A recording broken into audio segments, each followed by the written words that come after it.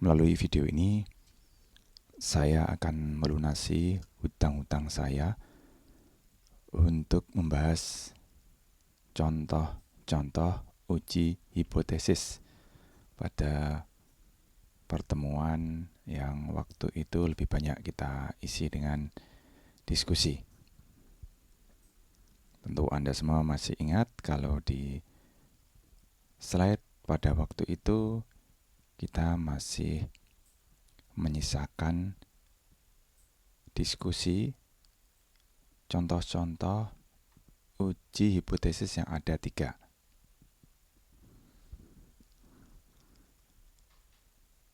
Ya, ini contoh yang pertama. Mudah-mudahan masih ingat. Kemudian kita bagi kelas menjadi beberapa kelompok. Nah, sesuai dengan urutan contohnya. Contoh 1 dikerjakan oleh kelompok 1, contoh 2, demikian juga dan seterusnya. Ini contoh 2-nya.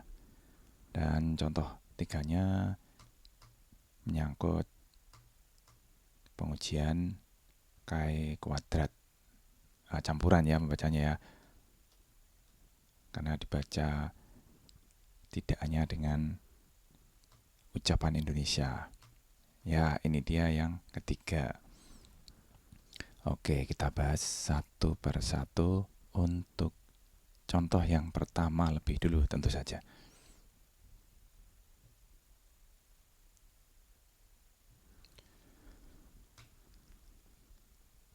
Pada penelitian tentang banyak mahasiswa yang dapat menyelesaikan studinya tidak lebih dari 5 tahun.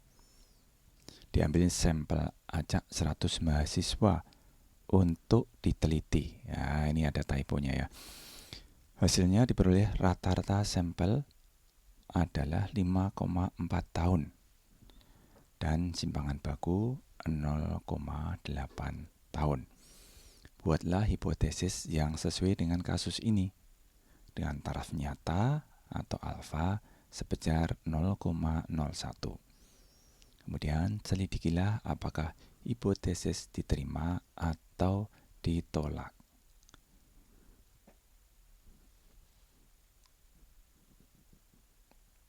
Oke, ini kan di slide yang waktu itu saya berikan di kelas itu sudah terdapat urutan langkah untuk menyelesaikannya. Coba dilihat kembali.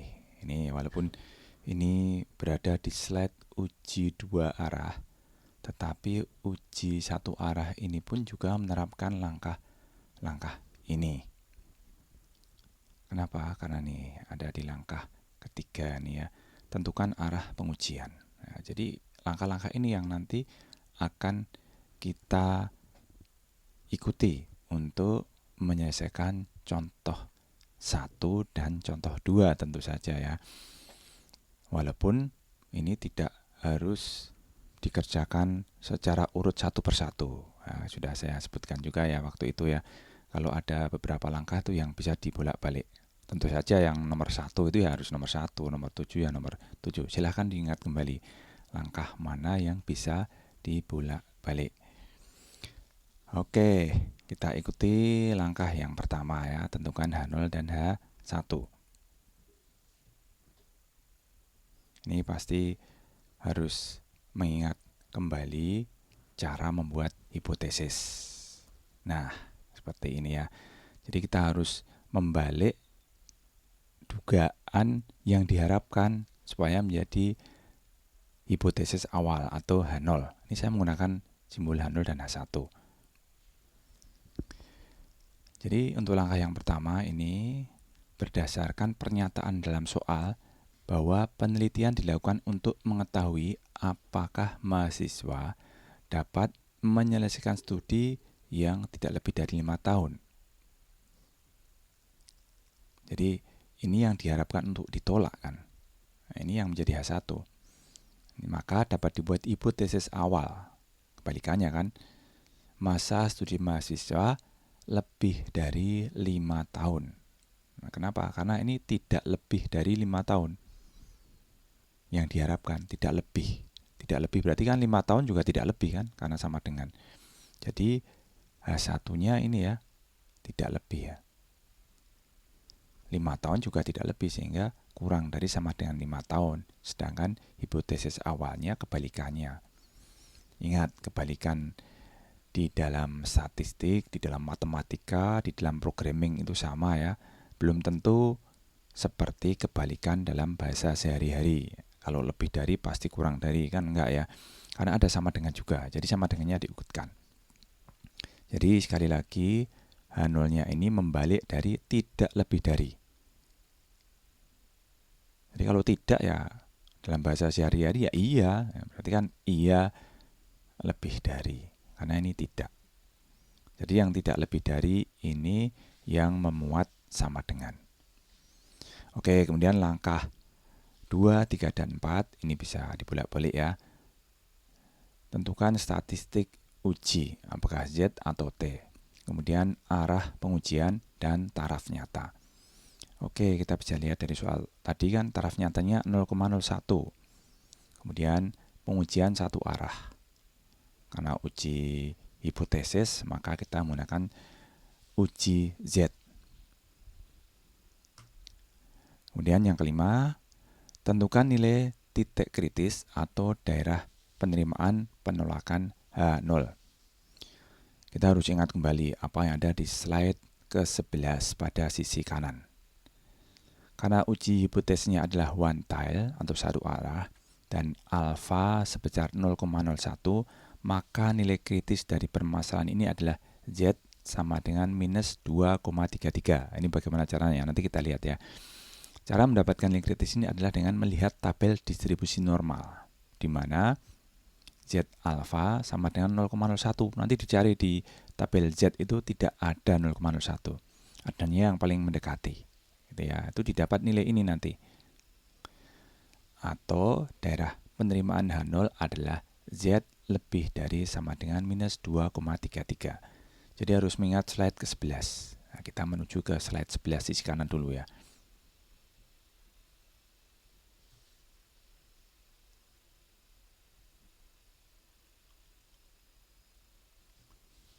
Nah, ini ya slide 11.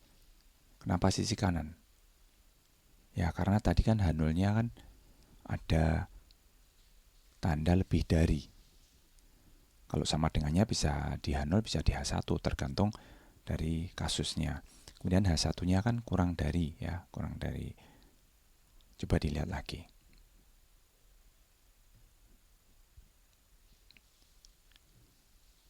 Ya, ini kan, nih H0-nya lebih dari. Salah satu aja ya, diingat-ingat ya. H0-nya lebih dari, H1-nya kurang dari. Jadi yang sisi kanan di slide ke-11.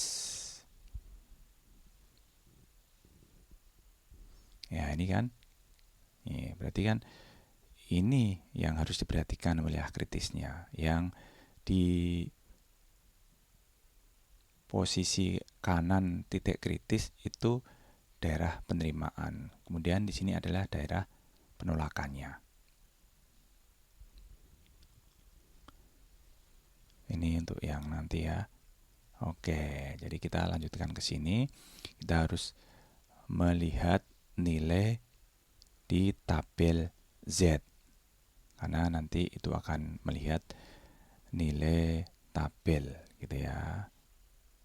Kita lihat yang pada tabel itu nilainya adalah 0,01. Jadi kita sekarang ke tabel Z. Kenapa didapat minus 233? Oke, kita cari di sini ya. Ini dia 0,01 di mana ini? Ternyata tidak ada ya. Tidak ada, adanya 0,0099 sama 0,0102. Jadi di sini ya, kalau mau teliti sekali gitu kan. Ya, ini dicari aja pendekatannya supaya nilainya lebih mudah didapat, yaitu Z 0,0099. Kalau dibulatkan kan 0,01. Jadi didapat nilai minus 2,3 ditambah di sini. Jadi sama dengan minus 2,33.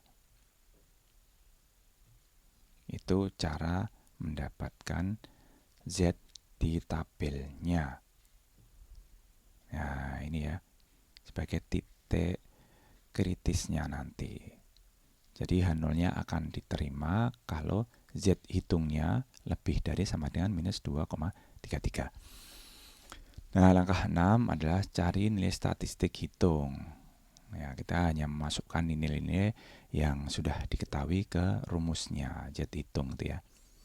Kita tahu dari soal N-nya adalah 100, kemudian simpangan bakuna 0,8, rata-rata populasinya adalah 5,4. Dengan rumus pada slide 13. Jadi rumusnya seperti ini kalau dilihat di slide 13. Coba kita lihat saja. Slide 11, slide 12, slide 13. Ini dia ya. Untuk sampel besar, N-nya lebih dari 30. Ini sehingga kita tinggal masukkan saja ke situ berapa rata-rata dari contoh gitu kan, yang merupakan hasil observasi, kemudian rata-rata dari hipotesanya, dan seterusnya. Sehingga kita bisa memasukkan nilai-nilai tadi ke sini. Akhirnya didapat Z hitung adalah 5. Jadi Z tabelnya minus 2,33, Z hitungnya 5. Nah, ini apakah memenuhi syarat untuk diterima? Ya, kita lihat saja. Ini daerah penerimaannya kan untuk Z yang lebih dari atau sama dengan minus 2,33. Oh, ternyata dia masuk di daerah penerimaan. Karena H0-nya gagal ditolak gitu kan. Jadi keputusan yang dapat diambil adalah dengan taraf nyata 0,01, H0 gagal ditolak karena Z hitung berada dalam daerah penerimaan. Sehingga kesimpulan yang dapat diambil adalah banyak mahasiswa yang menyelesaikan studinya lebih dari 5 tahun. Jadi ini tidak cukup bukti untuk menolak hipotesis awal. Itu adalah jawaban untuk contoh 1.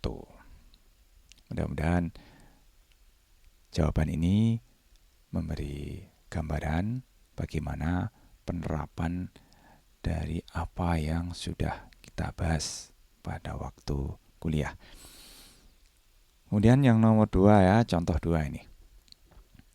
Wah, kalau melihat bentuknya, bentuk soalnya ini kan ada rata-ratanya, kemudian ada sampelnya ya, berapa, kemudian simpangan bakunya berapa, ada taraf nyata. Ini mirip dengan contoh 1, tinggal menerapkan langkah-langkah gitu kan.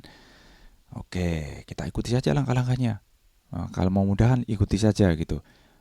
Walaupun dalam kondisi tertentu sebenarnya bisa langsung bypass, tapi coba kita ikuti prosedurnya gitu. Nomor 1 ya, biar terlatih untuk menerapkan setiap langkah. Berdasarkan pernyataan dalam soal, dugaan sementara menyebutkan bahwa rata-rata berat badan mahasiswa tingkat 1 adalah 65 kg. Nah, ini sudah dugaan sementara. Jadi ini bisa langsung dibuat sebagai hipotesis awal. Dapat dibuat dikatakan. Ini dapat dikatakan maksudnya ya. Wah, ini harus diganti ini. Dapat dibuat. Ini dibuatnya dicoret. Dapat dikatakan. Oke, dicoret dulu ya. Jadi saya perlu ganti dengan pen color. Oke, ini dibuatnya dicoret. Coret saja. Jadi dari dugaan sementara itu sudah langsung bisa dijadikan sebagai hipotesis awal. Dapat dikatakan dugaan sementara itu sudah merupakan hipotesis awal. Jadi hipotesis awalnya adalah rata-rata berat badan mahasiswa tingkat 1. Ini juga orang 1 ya, ini tingkat 1 ini. Tambah tingkat 1. Oke, sama dengan 65 kg. Jadi seperti ini bentuknya ya.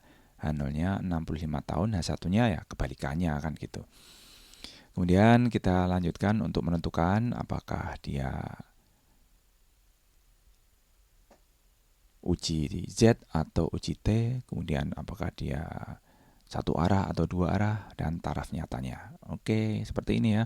Jadi karena sama dengan nomor 1 ya, otomatis dia uji Z. Langkah berikutnya, ini saya ganti lagi menjadi laser saja. Tentukan nilai titik kritis atau daerah penerimaan atau penolakan gitu ya, dari hipotesis 0. Jadi masih seperti yang tadi. Jadi kalau mau sangat rajin juga kita cari, karena ini sama dengan dan tidak sama dengan berarti kan berdasarkan slide 12 itu dua arah gitu. Dan karena alfanya 0,05 maka yang dicari nanti adalah untuk alfa dibagi 2 karena dua arah. Jadi sama dengan 0,025 tentu saja ya. Maka nilai kritis dari permasalahan ini adalah Z sama dengan minus 1,96. Oke, karena dua arah ya berarti ini plus minus kan gitu ya. Ya, daerah penerimaan H0 ada di nilai Z plus minus 1,96. Terus nomor 6, cari nilai statistik hitung. Berdasarkan rumus pada slide 3 sama dengan nomor 1 tadi ya rumusnya. Ternyata apa?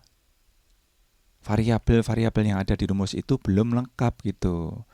Kenapa? Karena belum dapat dihitung. Ya tentu saja karena belum lengkap, belum dapat dihitung ya.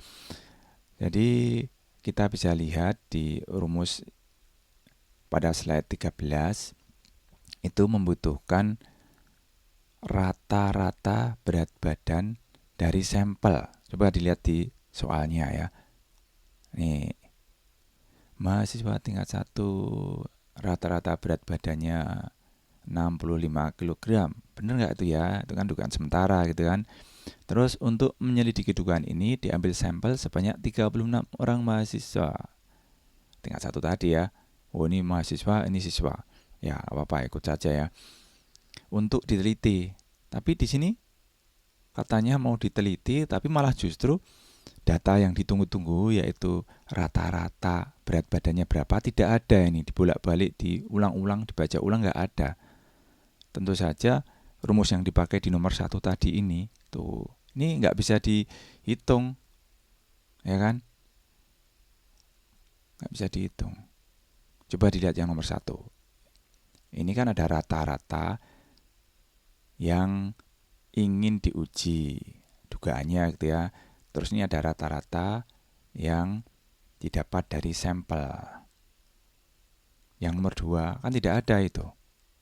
Ini hanya satu nilai rata-rata. Sehingga rumus ini tidak menghasilkan apa-apa gitu, masih berupa rumus ya. Masih berupa rumus walaupun nanti angka-angkanya kalau dimasukkan ada yang bisa dihitung tapi begitu ketemu variabelnya sudah berhenti gitu. Ya sudah, kalau sudah seperti itu maka kesimpulannya belum dapat ditentukan apa hipotesis diterima atau ditolak karena data rata-rata berat badan dari sampel belum didapat. Oke, seperti itu ya yang nomor 2. Kemudian yang nomor 3, ini adalah contoh pengaplikasian analisis Chi kuadrat. Ini tinggal menerapkan langkah-langkahnya juga. Coba diingat di slide itu. Itu sudah ada semacam template-nya. Ya kan, ini langkah 1. Ini malah sudah dilakukan langkah 1 ya kan. Jadi nanti kita skip saja karena sudah ada. Langkah 2. Nah, ini baru kita lanjutkan untuk menghitung gitu kan. Ini ada frekuensi kolom, frekuensi baris. Oh, di sigma gampang ini ya. Terus nih yang dihitung tadi dimasukkan di sini. Kemudian yang keempat, cari X K-nya ini ya, X K tabelnya gitu kan. Terus nah ini tabelnya. Jadi ini tinggal diikuti saja langkah-langkahnya.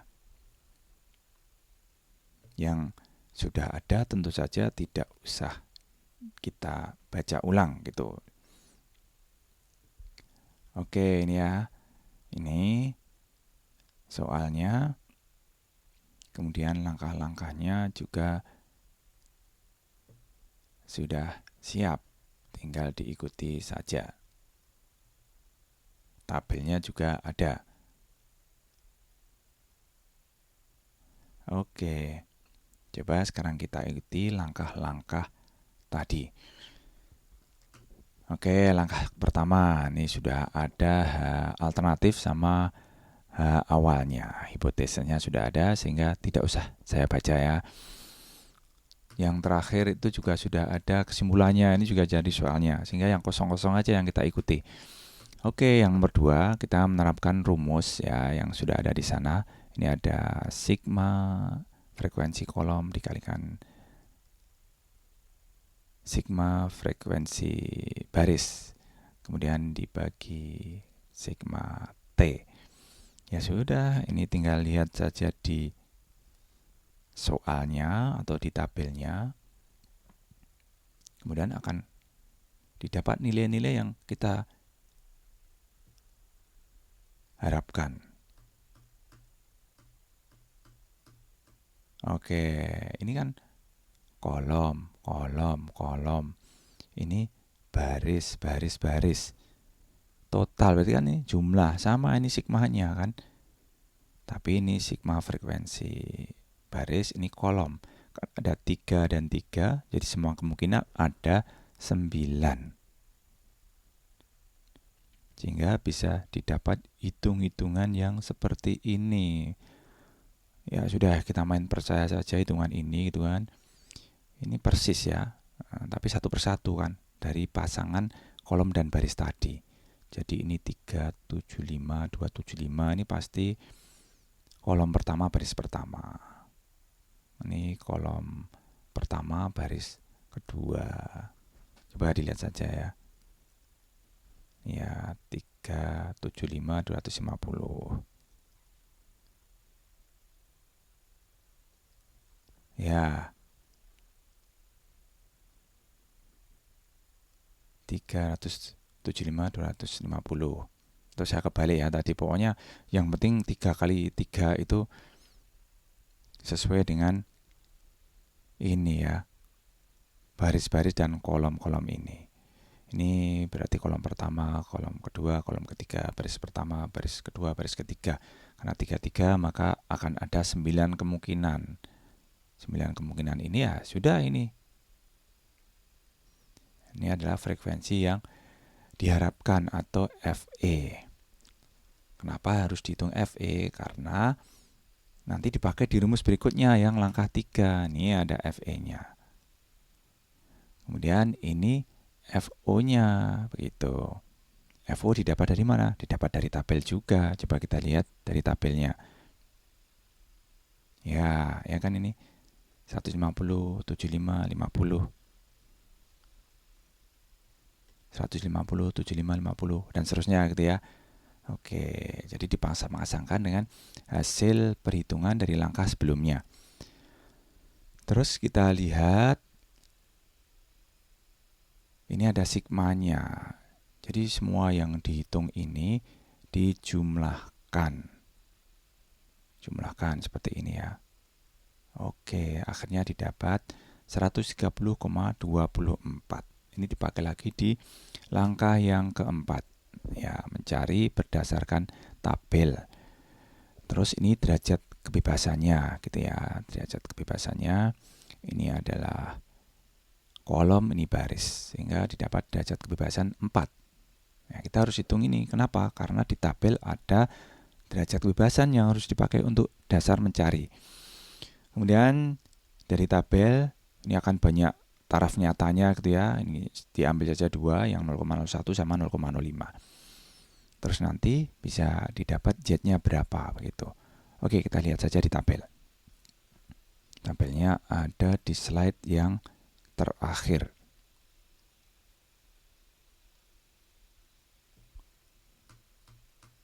0,01 dan 0,05. Berarti kan ada di sini ya, 0,05-nya ini 5% dengan derajat kebebasannya 4. Tuh, jadi di sini ya 0,01 ini di sini. Dapat ini ya. Oke, biar mau jelas ini pakai pointer. Ya, ini yang disorot karena derajat kebebasannya 4. Ya kalau mau dipakai semua nilai taraf nyata ya, semuanya gitu ya. Tapi biasanya dipakai yang kecil di sini. 13,277. Ya, mudah diingat kalau 2 digit saja. 13,28 sama 9,49. Ya, ini ya. Nih. Ini yang dibandingkan dengan perhitungan tadi. Nah, perhitungannya di sini. Sehingga masuk kategori yang mana ini? Ya, masuk kategori yang pertama yang ditolak. Maka tolak H0 artinya signifikan. Ya, kenapa? Karena ini ya.